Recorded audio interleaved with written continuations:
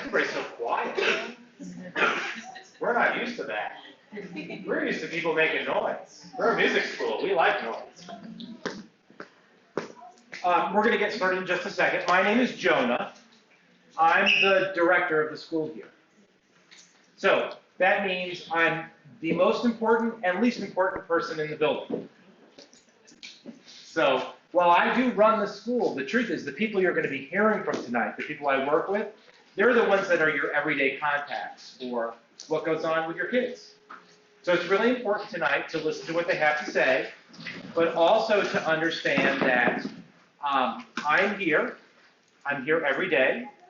I'm here to answer your questions, to talk to you about any concerns you might have, or things that you like, or things you don't like about what happens at the school. But that if what your problem is that you can't come to your lesson that day, or an instrument isn't working, or you need to change a lesson time, that the staff you're going to hear from, they're going to be the correct people to talk to. Because as you know, the boss usually knows the least amount of everybody in the building, and that's me. And I'll tell you, that's almost always true, right? So, are we just about ready to get started? Yeah, we still got some lessons going on, so Anna will go into it. Okay. So I want to welcome you to W.O. Smith Music School. For those of you who have never been here before, you are coming to a place with a really long legacy of providing music lessons to kids in Nashville. We've been doing this for 40 years. There was a time when I first got here 30 years ago when looking at a crowd this size would have been the whole entire school. And now this is just, if you look around, just new people, just people who are new this year. So the school's pretty big, and we offer a lot of different services, and you're going to hear about a lot of stuff tonight. You don't have to remember everything, okay? Don't worry, there's no test coming after this is finished. And if there's anything you need help with or don't understand, and you need to explain to you, we're here to do that. But we like to get together so we can give you some basic information that we hope will make your first year here with us a lot easier. So the first thing you notice is that we have a free parking lot, which in Nashville is a really good thing. The bad thing is, it's not the world's biggest parking lot, okay? And so sometimes it can be hard to park here. Currently, not only can you park around our front of our building, but there's a lot right next door going towards Nashville, going towards downtown, going north, that doesn't have any building there. It's just a vacant lot. You can park there for right now. That building, we don't know what's happening there, but the owner of that space is allowing us to use the parking lot. So at least currently, if you need to park next door, you can. So if you come and you don't find anything right in front of the building, feel free to park over there. Also, we love when you do park your car and come inside and be with us. We know sometimes it's more convenient for you to pull up to our front door and open up the door and let your child off and to go elsewhere. And we understand sometimes it's great to have a few minutes without your kids in the car so you can go get things done. But what we really love is when you come inside and we get to see you and we get to talk to you and we get to know you. And so we ask that, occasionally, please come and join us. Also, often there's interesting materials inside the building that you may not know about, things that you might read about, signs about free tickets that we might have to events around town, other things that are going on that you might find of interest for you and your family. So don't be afraid, park your car, and come on inside. Speaking of which, somebody's at the front door. I'll go check. The next thing is, yes, we understand that most people want to pick up and drop their children off at the front door. But I will tell you, right now it's light outside at 7 o'clock at night. But a month from now, it won't be. And it gets dangerous having children coming out when all parents want to do is park right in front of the front door. So we would suggest, if you can, when you come to pick up your children, park your car, come inside the building, get your child, and go to your car. Now, when I see children leaving the building, and all of us on staff do this, we're going to follow them outside because we don't want them going out on their own and having anything happen. But it is much easier for us, especially for young children, if you come and park your car and come inside the building and take them out to your car with you, okay? So that's the kinds of things that really matter to us, is we want you guys, you and your children, to always be safe while you're here. Okay? And again, we know the parking lot can get awfully busy, and there's a lot of cars going all over the place. So do yourself a favor, again, whenever possible, park your car and come on inside. I don't have the agenda, so who is next on the program? Allison. Allison's next. So you're going to hear from 2 or 3 different people on my staff. Each of them do something very important, and I'm just going to give you a couple of things to remember. If you want to talk about what time, what day, all the things that go into coming here, and you need to know what happens before your child gets into the room where they take a music lesson, this woman right here, Allison, is your best person to talk to. She's probably the one that you've got emails from or texts. That's Allison. If you need to talk to somebody here about what's going on inside the classroom, your child needs extra help, you're not exactly sure the materials they need, those kinds of things. This gentleman right here, Jordan, is in charge of what takes place inside the classroom, okay? And then back there is Anna, and Anna takes care of all of us. She's just sort of our jack of all trades, and she does all sorts of different things. So they're going to each talk to you about what you can do to help your child, and how we're going to have a great relationship with you, and you're going to be with us for years to come. So I'm going to let Allison take over. Thank you so much. Again, my name is Jonah. By the way, if you ever want to come see me, if you go out to the lobby, over in the corner over here, to my left, to your right, is where my office is, and the door is always open. Please come and see me, okay? Thank you all. Allison? All right, thank you. We're going to let them set up a couple chairs, so hopefully it won't be too loud. If you have questions as we go, feel free to raise your hand. Otherwise, we'll get through this pretty quickly. There are parent handbooks out by the calendar at the front if you would like to grab one of those on your way out. We have them in English and Spanish. If you need another language, we're happy to work with somebody to get that translated. Okay. So everybody filled out the form to register, and on that form you certified that you are eligible to be here. So all of our students have to qualify as low income, meaning that you meet the USDA standards for free or reduced lunch. And then our fees are 50 cents per activity per time. You'll have a little line item on your schedule at the bottom that says how much you owe for the semester. It usually works out to about $6 to $8 a semester, depending on how many classes and ensembles you take. You'll get that, and then they're due by October 1st. If for any reason you can't afford that amount, you just let us know, and we will talk to Jonah about scholarships and other opportunities that are available. Our class sequence we can start students as young as 8. If you have an 8-year-old, we have one class available for you, and it's Tuesdays at 5:30. It's musical beginnings. They have a really good time. They're loud. They like to sing and play lots of games. Once your student gets to be 9, they take basic musicianship. They learn to read notes on the page. They learn rhythms. They learn to find notes on the keyboard. After they pass that class, they get to choose whatever instrument they like. So if you don't have that instrument available to you, you let us know, and we will find that for you if we don't have it readily available.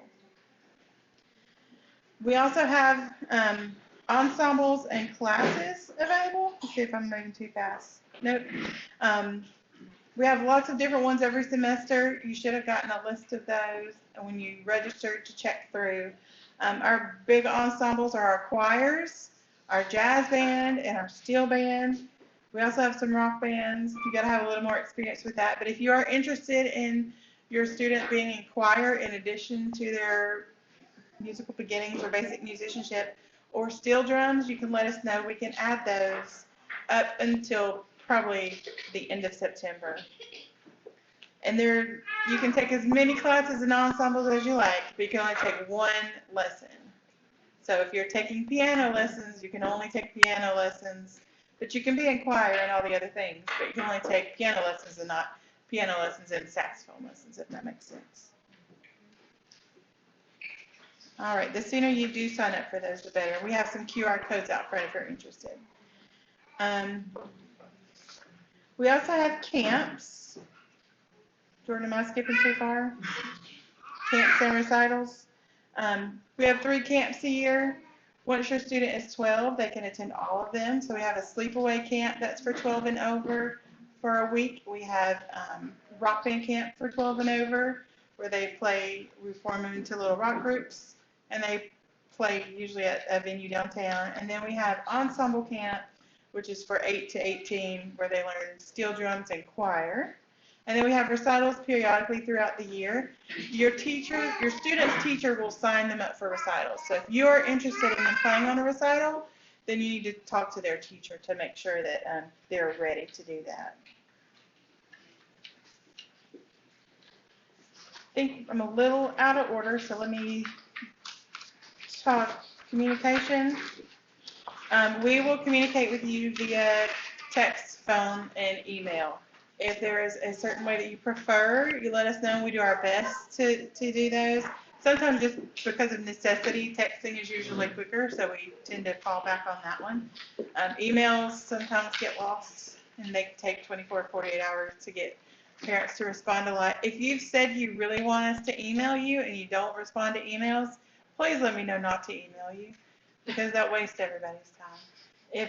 If you don't get texts on your phone, make sure you let us know so that we don't just think you're ignoring us. If you only want to speak to someone in Spanish on the phone, let me know so we can make that note, and Miss Anna will be the one who calls you. And I won't try to horrify you with my Spanish speaking skills. You're always welcome to call, text, or email us if it's the same day. So if you're calling to say you're going to be late for a lesson or a class, or you're going to be absent from a lesson or a class, we ask that you notify us by 2 p.m. of the same day. So let us know by 2 if you're going to be out, and we do the same for you. If your teacher is going to be out, we let you know, hey, your teacher's out, and we let you know by 2 p.m. If it's an emergency situation, so they got off the bus and they're sick, text us or call us, and make sure you actually speak to someone or somebody replies to you. Otherwise, we're going to be looking for your student. After about a minute, because we're that close on time, if you're supposed to be here at 5:30, at 5:31, if we see that your student is not here yet, we're going to text you. And sorry if you're in the parking lot. That's just, we have a lot of kids to get through, so we have to start at the top and go. So at 5:31, we're going to text you. If we don't hear back from you by 5:35, 5:40, we're calling. Anytime that we have to text you, that is unexcused, pretty much no matter what the situation. There's got to be like a hospital involved before that's excused. If we have to text you. If you text us, if you keep us appraised of what's going on, we'll do our best to make sure all of your, whatever is happening can be excused, or at least we know about it. We can let the teacher know. That way the teacher's not upset. It's good to remember all of our teachers are volunteers. So they're all volunteering to be here. They're giving of their own time to work with your students. So we want to make sure we respect their time, and one of the biggest ways we can do that is by letting them know if you're running late or you're not going to be here. These are our different ways that we'll contact you. If we're closed for some reason, say there's ice, snow, it's going to be on the news. It'll also be on our website. We'll also send a text out and an email. We will try to reach you every way. It's good to call everyone individually because there's just not enough time in the day. We will do our best to let you know. You can always call or text us if there's a question. We don't close for tornado watches.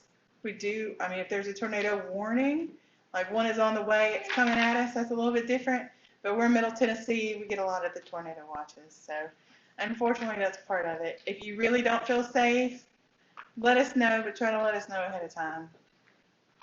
Again, if we have to call you or contact you to say, hey, where are you, it's an excuse. So these are our numbers if you need to write them down. The texting number goes to Google Voice. It goes to all 3 of us. So you may get responses from any one of us. We try to include our names on there.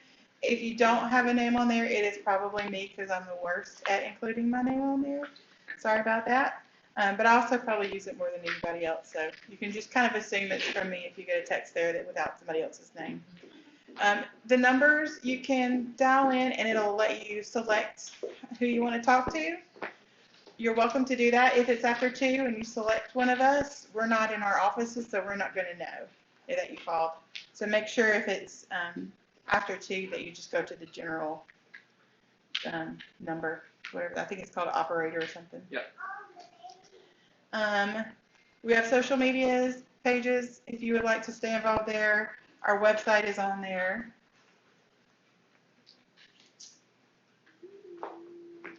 I feel like I'm way off. You good? Are you next? Just saying. All right, so I'm turning this over to Miss Ann. Okay. So, I'm going to go over I guess it'd be nice if you saw the screen, huh?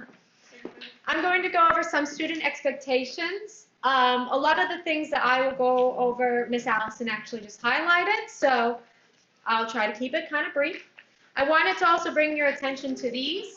You should have gotten one at when you registered your student. If you did not, that's fine. We have plenty. We have one that's entirely in Spanish and one that's in English. There is a big calendar out at the front that says student board announcements or something like that. Anyway, that's where you'll find the materials. We have a calendar that you can take with you. In this book, we have a couple of QR codes that will bring you to our calendar online, our school resources, and anything else like that. All of the phone numbers that you saw up here are also in this book, okay? So don't worry. Okay, so student expectations. Let's see. So, first off, all lessons are in person in this school. So, just so you know, we don't do any online lessons. We do have the ability to have makeup lessons if you cannot make your lessons. However, they have to be initiated by the instructor, and they have to be approved by Miss Allison. All of your communication with your teachers should go through us for the most part, and so that we can coordinate, okay? If you have, later on, if you want to be in communication with the teacher because of like materials, etc., that's between you guys, but scheduling things go between us staff, okay? We ask that all students arrive on time and if possible, probably 5 minutes early. That way they can make sure they have all their materials with them. They can grab water, they can grab a snack, whatever they need prior to the lesson starting, okay? We expect that as Miss Allison already mentioned, your attendance is, you're coming on a weekly basis. If you have an absence coming up, that you notify us as soon as possible. And so I'm going to go over a couple quick unexcused versus excused absences. So an excused absence would be pretty much anything with prior notice. So as Allison said, before 2 p.m., okay? So anything with prior notice. Things that count as unexcused absences are going to be birthday parties, hair appointments, sports games, especially if you knew about them in advance, please keep us informed, and weather, right? Especially rain. Even though it's raining, I know that we get a lot of rain here. Please do your best to make it here. If you really feel like you're in danger, give us a call and we'll work something out. As Miss Allison already said, tornado warnings are an excuse, but not tornado watches. Yes, that's right. Okay. All right. So then we also have, so as I mentioned already, we have our parent handbook. And so you can go over a lot of these extra details in here. Something else that is also in here is our social media release. So by signing up through our website, which it does say at the bottom of the thing, of the registration, it says that we can use your child's photos that we take on our social media. If you have any serious issues with that, just let me know. And I will make sure I have a short little post-it note of like, don't post this person. But so you know, they might appear on social media. Just, yeah, talk to me if you have any issues with that. So then the other thing, when it comes to a student's effort and their expectations, We do expect that your student practices, I'd say 5 out of 7 days a week for at least 15 to 30 minutes at a minimum when you're practicing. 15 minutes is barely enough because that's pretty much enough time to get you warmed up. It's not until then that you really start practicing. So I say this because a teacher has the right to dismiss their student early if they have not practiced, okay? So there is an occasion, and this has happened many times, where they'll be in a lesson for 5 minutes, and then the student comes right back out. We say, what's going on? And they say, well, my teacher let me go because I didn't practice this week. We say, okay. And that counts as an unexcused absence because they didn't put any effort in, the teacher came and was volunteering their time, and they didn't utilize their time well. Okay? Is that fair? Cool. All right. Let's see. All right. So just wanted to give you a little daily check-in of how it works here. And whether you're in an ensemble, if you're in basic musicianship, or if you're in a lesson, pretty much goes the same way for all classes. So the first thing you're going to do, your student's going to do, is you're going to come to the front desk, say hello to us all, and you're going to check in with us at the time of your lesson. Again, if you can come early, great. At the front desk, you'll see a sign-in sheet, and that's where your student will sign in with their name and then the time that they get there. That sign-in sheet also has the name of their teacher, what room they need to go to, and any notes about whether or not their teacher is absent or running late or something like that. Okay, so it's very important that they come to the front desk first. Next, as Miss Allison said, if you are not at the school in our building within, say, 2 minutes of your lesson time, we will be texting you and we will possibly be calling you, even if you're in the parking lot, because we want to make sure that you're starting your lesson right on time so that next student doesn't have to delay their lesson. We expect that your student has all of their class materials and their instruments ready prior to their lesson. So if they have a lesson at 3 o'clock and they get here at 3 o'clock and they don't have their books, that means they're on the late side, getting close to possibly an unexcused absence, depending on how long it takes for them to get their materials together. So please make sure they have all their materials with them. And if you need a new book or a new instrument, or you need to borrow something prior to your lesson, please make sure to stop at the front desk again before it all starts. And we can get you those materials. And then finally, student will go down to their classroom, and they're going to wait patiently outside of the classroom, and make sure you knock at the door, especially if you're a private lesson student. Knock at the door so the teacher knows that you're there, because they might be running over. Maybe they're in the middle of a lesson, they lost track of time. Sometimes the teacher needs a little reminder. Okay? All right. I think that's it. All right, I'm going to pass it off to Jordan, who's going to talk about our resources. Hello, everyone. Before I get rocking, you've met myself, Anna, Allison, and Jonah. Before I get going, our last staff member, this is our last one, this is Mr. Ronnie Greer. So. Hello, I'm going to say this to you and you won't remember it, but we would like, we'd rather your children stay in this building until you pull up out front or come up to get them. Now, right now, the sun is still up, 7 o'clock. Yeah, but in just about 2 weeks, it's going to be dark around this building.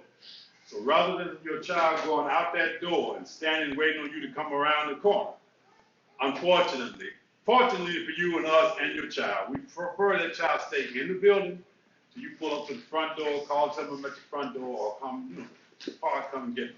Safety reasons for that. That's a safety concern. Because nobody in this room is guilty of that. Some folks use our parking lots for, like, they speeding through our parking. So let's be careful. That's what we're trying to do, make it be careful. If any of your kids,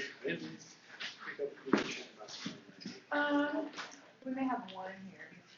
pick up at NLSA. No. It's your daughter. I'm saying to her, and I think they mentioned it or didn't. A couple of days, we had a whole lot of kids to get over from over there.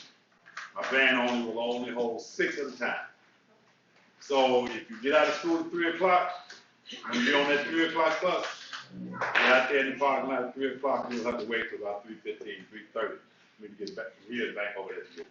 And we only do that the one day, so, Yeah, one day. and we'll make sure you know if you're. You'll know if you're on that day.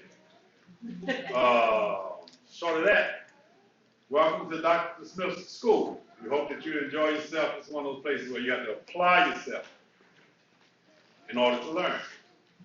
Parents, your child has an instrument. They go make noise with it for 10 or 15 minutes. They have not practiced. Okay, that took 15 minutes to get on your nerves, so you wouldn't want to hear it anymore. If you don't do more than 15 minutes, that's not practice. That ain't even good warm-up. So be mindful of those things. Yeah. Thank you, Ronnie. So, all this stuff so far, it sounds like a lot of rules, a lot of regulations, a lot of hoops to jump through and things. I want to be very, very clear about something up front. Our entire job at this school, all of us are employed here to help make these students successful here. And if we all can get on the same page with that early on, and you know that that's what we're doing, and it's all in the best interest of the kids that go here, everything's cool. It's all about communication here. It's all about lifting up the student to be better at this, right? It's all about opportunities and providing them with that. So that's our goal with all of this stuff. These are rules and regulations that we've had to put in place over time because they've become issues, right? That's why rules are made. So that's why we're doing all this. That's why we go through this early on so that it's all been said. We've aired all our dirty laundry. We all know what's to be expected, and we can go forth together. So that's our goal here. But part of my job here, like Mr. Jonah said, I take over once the students get into the classroom with the teacher, right? All of our teachers are volunteers, right? So they come out with a whole bunch of different levels of experience, a whole bunch of different attitudes, mentalities, teaching styles, and everything like that. And they're meeting your students for the first time, day one. Go, here we go, right? Some of them have never been trained to be a music teacher, right? So it takes a little bit of patience. It takes a little bit of flexibility on everyone's part, staff, parents, students, and teachers to make it successful. So just know that up front. These people are giving of their time, energy, expertise, all of this stuff for free. So just always keep that in the back of your mind. That's an opportunity for your students to take advantage of, and we want them to take full advantage of it. So we have a whole bunch of resources at this school to help students and teachers be successful. The first one I want you to be aware of is this little tag on an instrument case. We check out instruments for every student that needs one, right? This one happens to have a green ready to go tag. That tells you that, oh, that one's been checked over recently, it's good to go. And on the back of most of them, there's one, and it's got little Mr. G on it, and it's got a number, and it's got a QR code. That QR code's the important part. It will, if you scan it, or if you go to the website underneath it, it'll take you to a page that tells you about your instrument, right? You select your instrument on the side. Let's say you're playing bass guitar. Select bass guitar, boom, videos of how to set up the bass guitar, how to plug it in, how to get sound out of it, how to do general playing on it, right? And all that stuff, maybe some scales, maybe some exercises to get them going, right? That's to help that teacher get them started in the right direction. So as the parent, you can help us by ensuring that your kid goes on that page and watches those videos. That's going to be crucial in helping your teacher get off to a good start for the year, all right? So that's one of our resources. We have a school resource page. I'm actually just going to go off script here and exit out of this, and I'll show you what I'm talking about. All right, we'll go to W.O. Smith. This is our website if you've never been there. Hopefully you've been there to get acquainted with us a little bit. If you go to programs, you can go to school resources halfway down right there. Voila, the school resource page. Now the one I want to point your attention to here, we have one for everyone except the staff because we make the pages, right? So student page, teacher page, and parent page, right? So if you click on the student page or the parent page, it's going to give you specific information for your students, right? So it's got a whole bunch of different stuff on there that's going to be helpful for them to get into. So they should be aware of this. Bookmark it on your computer. Help make sure they know how to get to this thing, right? It's a great resource. It's got a lot of stuff on it, right? We've got our barcodes on these same tags. When your student checks out an instrument for the first day of their lesson, we're going to scan the barcode, and we're going to have them sign on an iPad, sign their name agreeing to return that instrument, to practice that instrument, to take care of it. They're the only ones that get to play it. And then we're going to ask you to sign it as well. So that way we know we're all in agreement this instrument is going to be utilized the right way, and it's going to be returned so the next student down the line has an opportunity. Let's see, what else we got on here? So we got instruments. We'll also provide students with any accessories or books or anything they need for their instrument. If they're playing a saxophone, they need saxophone reeds, right? If they're playing guitar and they snap a string, we're going to replace that string. We're going to maintain those instruments for them to get through these lessons. Playing piano, we're going to check out a keyboard and a stand for them.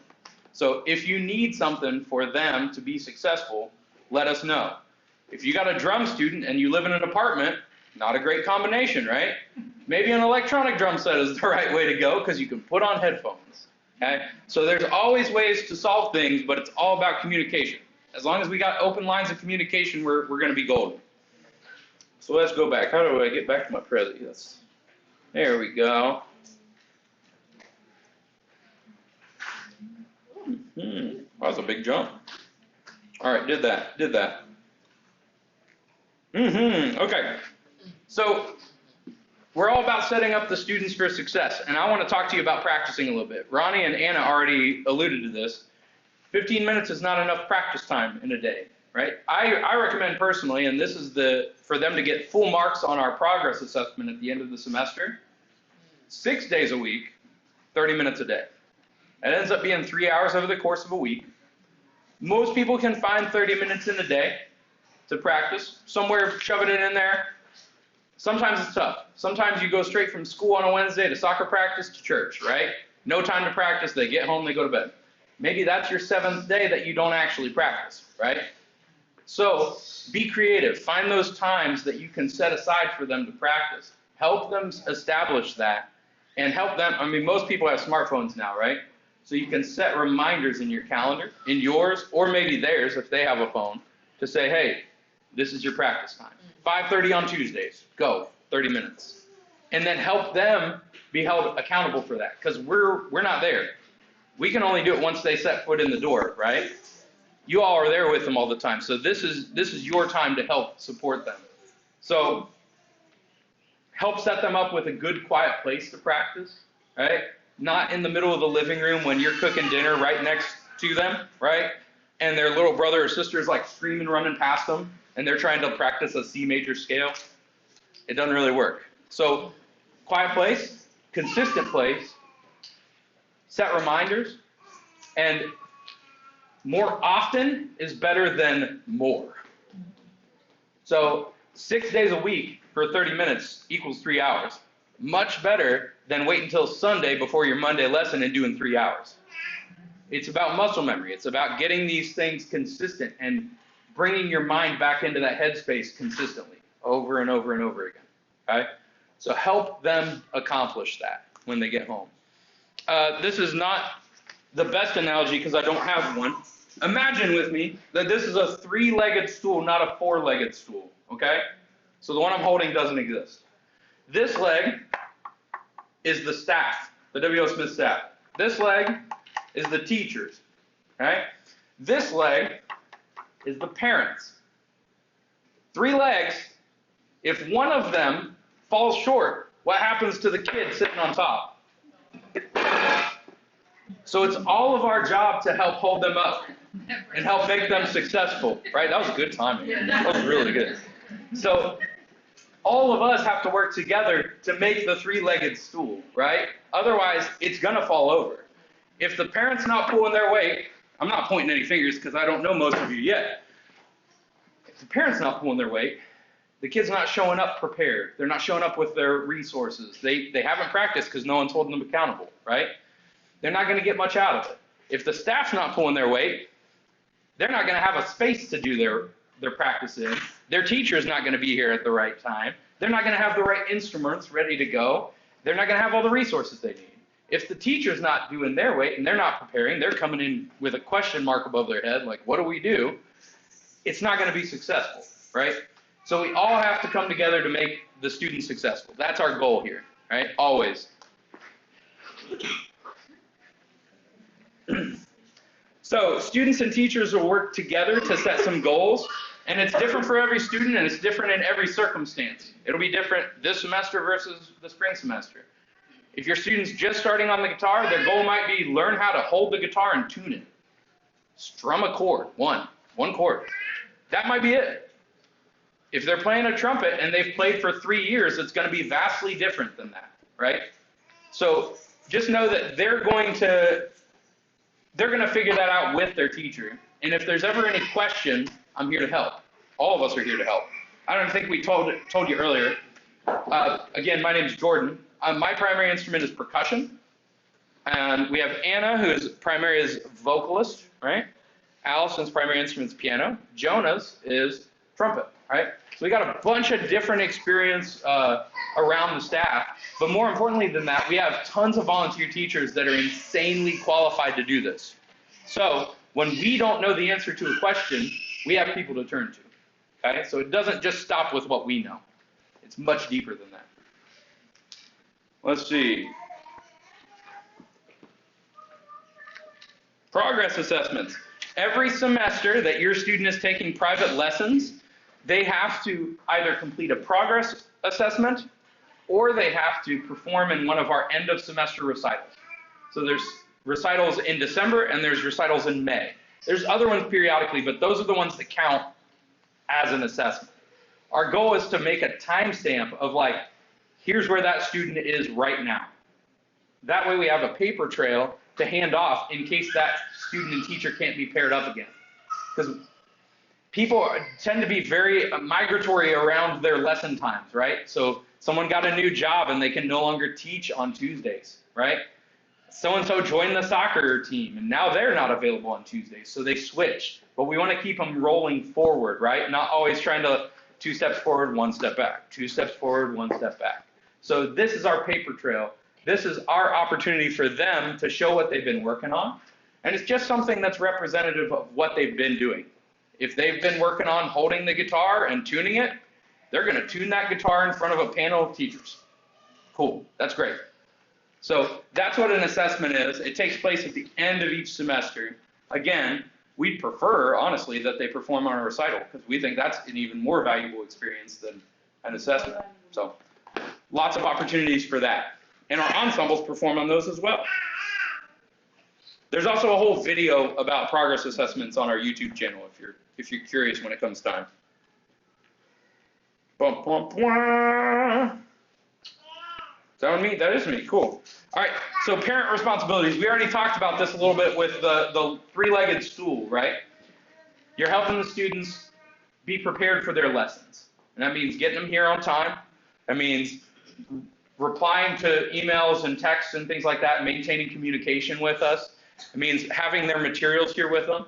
If they're at a certain age, they can contribute to this. I'm not saying they're off the hook, right?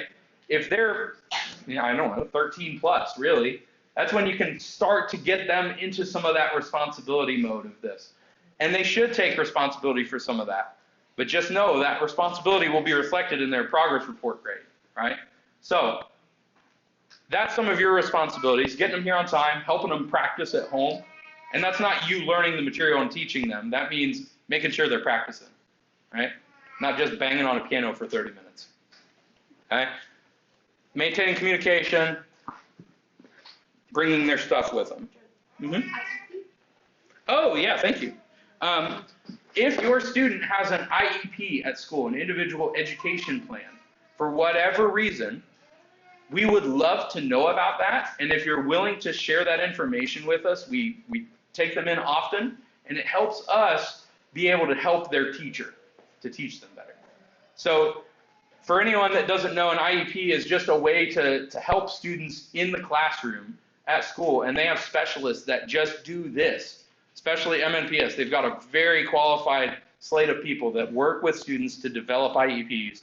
And they're the ones that are saying, you know, this student might need a little bit more time to help process when they're reading in math, right? To help get the wheels turning in time for them to be able to do this. So allow them more time to do that. That tells me, okay, maybe in the lesson we can also help them by giving them more processing time, because their teacher might not be thinking in that way. Maybe they can maintain focus for 15 minutes, but not 30 minutes. Okay, that tells me that, okay, hey teacher, give them a mid-lesson break each week so that they have a little bit of decompression time. They can wipe the slate clean and come right back at it, right? So again, it's all about student success. If you're willing to share that information, it helps tremendously to set the students and teachers up for success. Thank you. That was good. Teacher relationships. So teachers and students develop relationships together. They work together every week, and that's a wonderful bond that they have with this person in their life, right? You and them need to decide how the communication structure needs to work.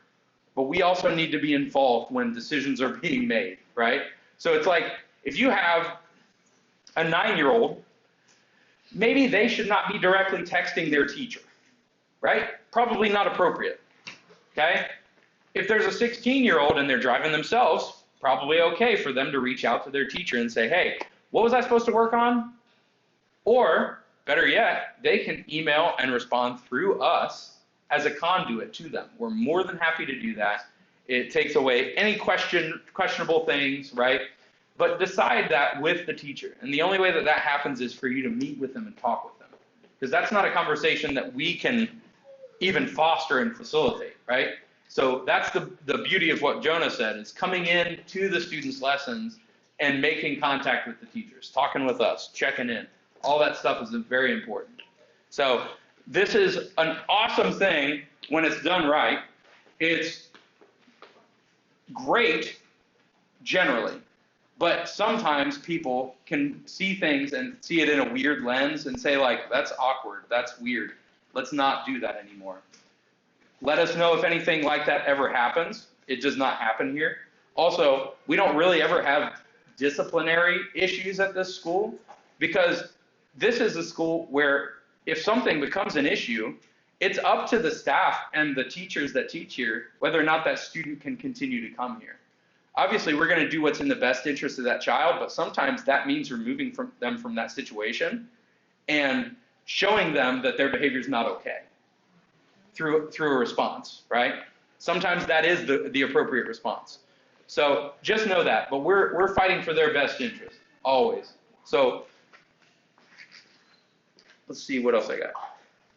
Behavior, I just did that one. Great.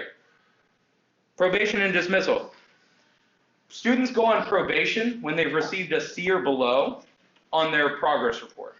So there's 6 graded categories. It's attendance, oh my gosh, I'm blanking on some stuff.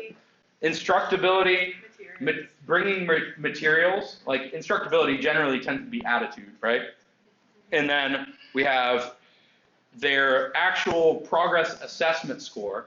All of these things get culminated into one score. So they get averaged in together, and that's their score for the semester. So it works on the same sort of scale where it's an A is like 90 through 100, 80 through 90 is a B, right? So it's the same general scale that you know and maybe love or hate, but that's our goal, is that they're going to be a B or above. That's great. If they're a C, they're being put on probation. That does not mean that they're kicked out. That means, hey, we've got our eyes on this because something's not working. Like what's going on here? Like something's happening and we need to fix it. And then we intervene. That's part of my job, is I intervene and I come to the teacher and the student and say, what's going on? What do we need to correct? What do we need to fix?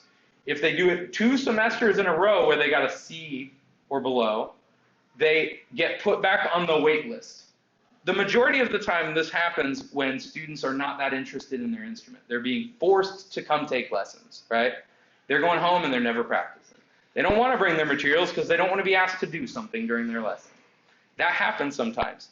It's our responsibility then to intervene and say, hey, we need to get this next student that's on the wait list this opportunity because they're not ready for it right now.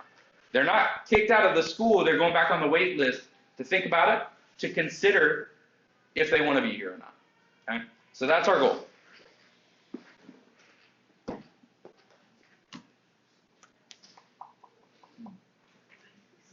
This is pretty easy, but I mean, we've already covered this. I'll leave this up here, I believe. I think this is the last thing. So this is our contact information. You can reach us at all@wosmith.org, or any of our names at wosmith.org will get us individually, right? So Jordan, Anna, Allison, but she spells her name weird. Maybe get a business card. Let's see. Our call number, text number. We do not have our W.O. Smith app anymore. We're going to discontinue that for now, and we're going to revisit it when we find something better to do it on. Okay. People probably have questions. We can probably take a few in front of the group, and then we'll break off, right? Because some will probably have some questions that everyone wants to hear. Does anyone have any questions right now? Yeah, go ahead. So you said they can only be dropped off 5 minutes prior to the start time. But they can be here earlier than that, but we don't want to be responsible for like babysitting, especially someone that's young. Because my daughter will be probably coming from Solano. Oh, cool. Okay. Right, yeah, right there. Here, and We have lots of students that walk from Rose Park. okay. Yeah, and they're welcome to come here. They just need to be on their best behavior and hanging out in the lobby and everything. And it's really never an issue unless they're really young kids and they're just like thrown in the door and like, see ya.